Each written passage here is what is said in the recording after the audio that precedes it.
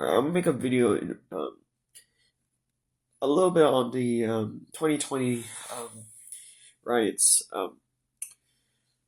except this is 2024, so I'm not talking about the Capitol riots.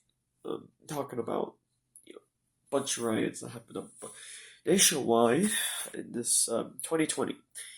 And I'm guessing it would happen again in 2024, except I'm not sure what will, because it was George Floyd that and of course the election. But it it's likely like George Floyd is one of those things, right? But it's just that the United States is not prepared to handle these type of things. The United States has succeeded greatly in understanding Europe, so we could see that their response to World War One and World War Two has been adequate. However, they have struggled. The United States, let's just say, like for example, what happened with Hurricane Katrina is a great example of how I think we are just not going to be prepared for anything big, right? So what happened with 2020 was an adequate response. And of course, we didn't handle COVID. You know, we handled it rather.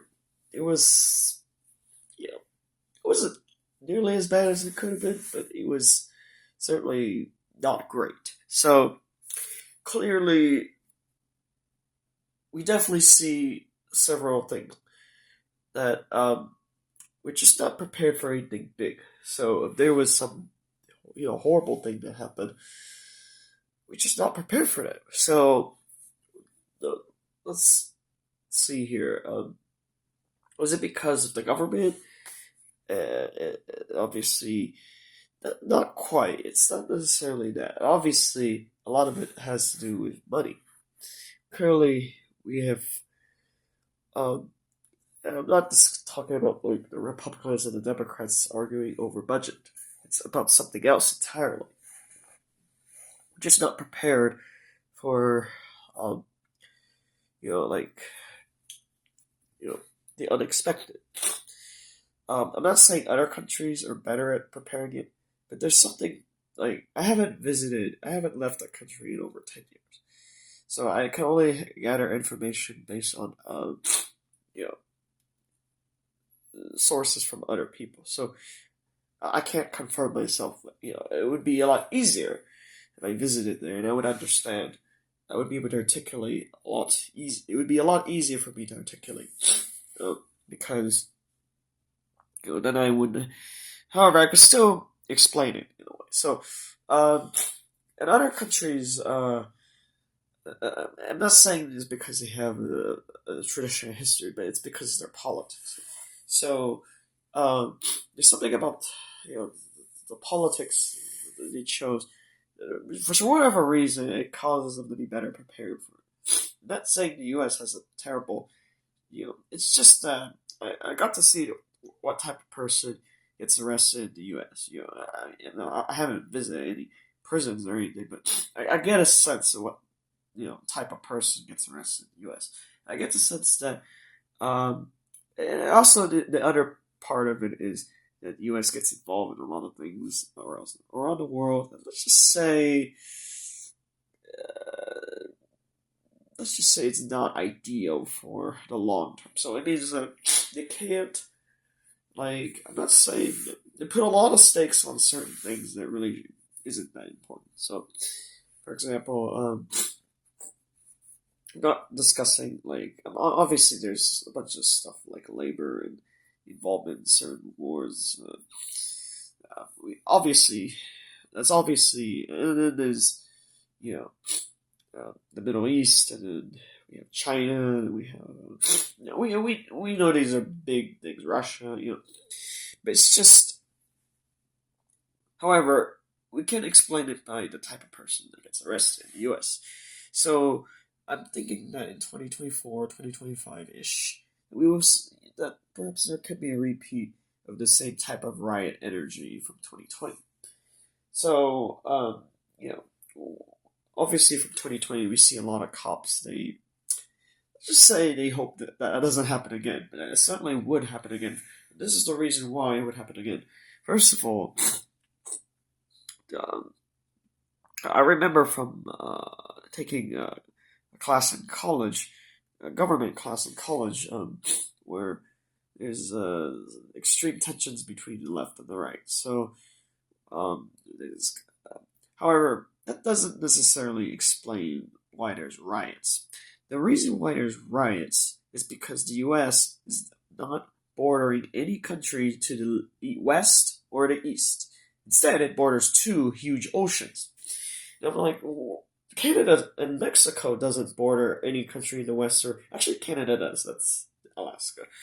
Um, but it makes a big difference because, I mean, well, fine, we can discount Alaska. You know, the difference is that Canada and Mexico does not get involved in certain political squabbles because you know they understand that it's not worth it, right?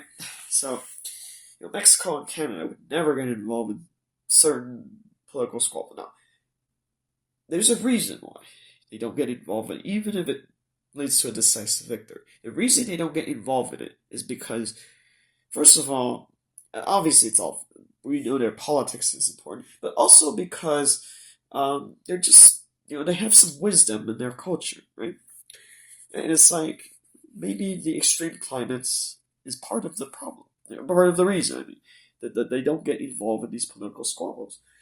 And also, I'm not saying that because they use the metric system. That's definitely that's definitely an obvious thing, but that's not why like we cannot get like if there's another type of riot that happened in 2020 and it gets repeated again in the next few years, we're not prepared for it. And then who knows what else could happen, right? Like famine has historically happened throughout history, and famine has basically tested civilization. Um, Famine could happen, and especially would be disastrous because we have this huge population. We got 7 billion people in the world. Certainly, famine would test the limits of how prepared. Obviously, famine affects everyone in this global economy, right? Every country does. So what's different? What's is that? I'm like, well, you're saying that China has a higher population. You got this huge population that's in China, right? So, however, there's something different. It has nothing to do with the carbon footprint or lifestyle. It's certainly part of it, but also think about the type of person that China arrests compared to the U.S. You get the sense that the U.S. does not arrest a parasite, right? Parasitic type of person. However, many other countries, Canada, sure, Mexico, the type of person that gets arrested is a little bit parasitic, right? Which is that? What does that mean? It means that when these type of events happen, like if 2020, those type of riots occur again, those countries would be prepared for it, or at least they would try to prevent it from ever expanding, so that it wouldn't affect their core economy, right? The U.S., however, does not arrest that type of person, right? The reason they don't is because it's just part of their culture, right?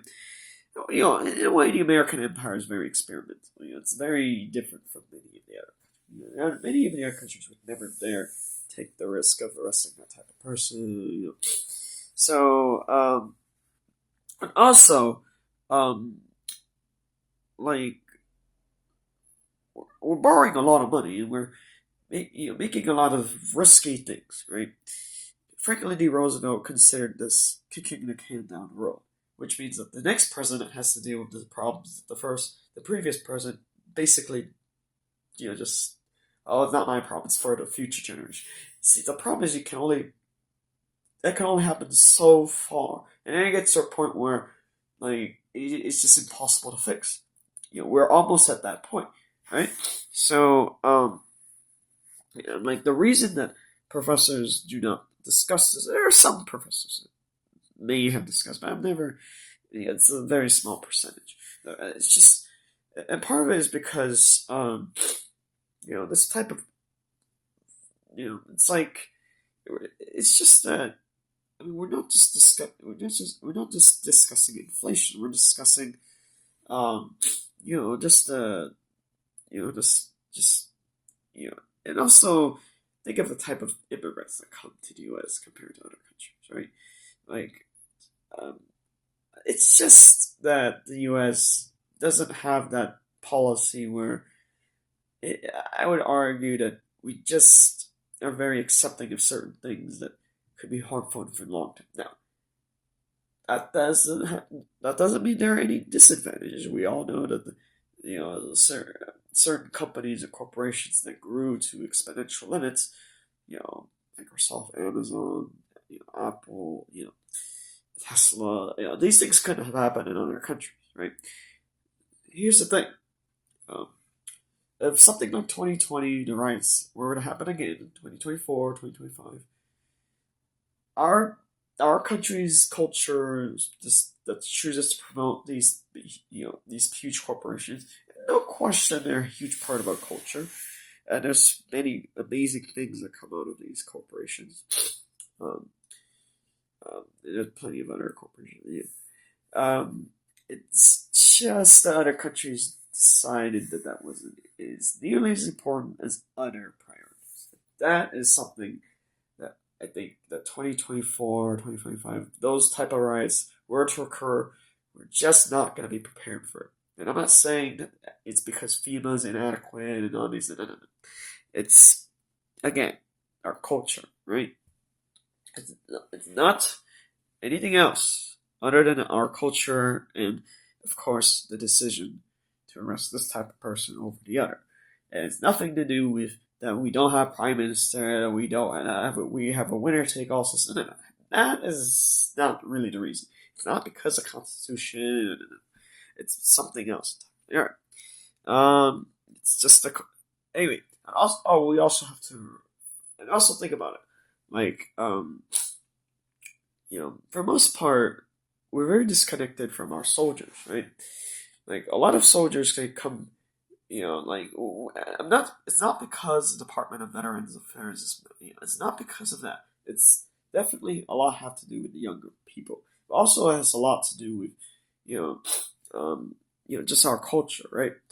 Like, like in other cultures, for example, you know, this type of person would not be allowed to have this type of behavior. But in the United States, that would be totally acceptable. So I'm saying that's a very generic template example. I don't have any specifics. So, but that's basically that distinguishes our culture, and that is we're just not prepared for what could happen ahead. And a lot of it is because the young people aren't just. I'm not saying that they should learn more about sweatshops, for example, and other political affairs.